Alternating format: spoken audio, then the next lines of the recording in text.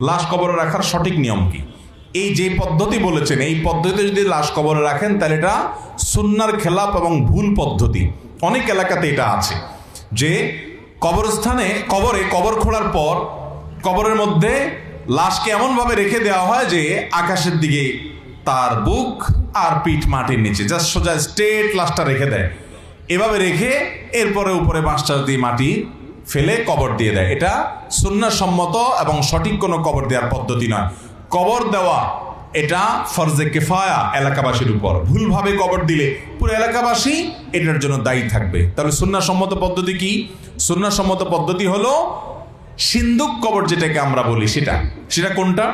সেটা হলো এমনভাবে কবর খুঁড়বেন যে কবরের পশ্চিম পাশের যে মাটি, এই মাটির নিচে সিন্দুকের মতো করে কেটে সুড়ঙ্গ তৈরি করবেন। এমনভাবে সুড়ঙ্গ তৈরি করবেন যে লাশটা পুরাটুকু ওই সুড়ঙ্গের ভিতরে ঢুকে যায়। এরপরে আপনি বাঁশ দিয়ে কবর দিয়ে ফেলেন। কথা কি বুঝাতে পারছি?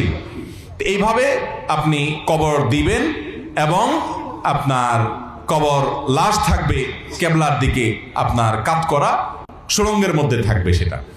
আর যদি সুড়ঙ্গ করা না যায়, অনেক সময় বৃষ্টির কারণে সুড়ঙ্গ করা যায় না, মাটি ভেঙে পড়ে ইত্যাদি ইত্যাদি, তাহলে সেক্ষেত্রে এরকম বর্ষাকালে যদি হয় বা এমন কোনো জায়গা হয় যে সুড়ঙ্গ করা সম্ভব না, তাহলে কবরের মাঝখানে আবার আরেকটা গর্ত করে সেই গর্তে আপনি লাশ রাখবেন। কিন্তু সেক্ষেত্রেও লাশ কাত করে কেবলামুখী করে রেখে তার উপরে আপনি বাঁশ দিয়ে তারপরে মাটি দিবেন। একবারে স্ট্রেট শুধু লাশটাকে কবর করে রেখে দিয়ে মাঝখানে বুক বরাবর আপনার আসমানের দিকে থাকবে, এটা সুন্নাহসম্মত কোনো পদ্ধতি নয়।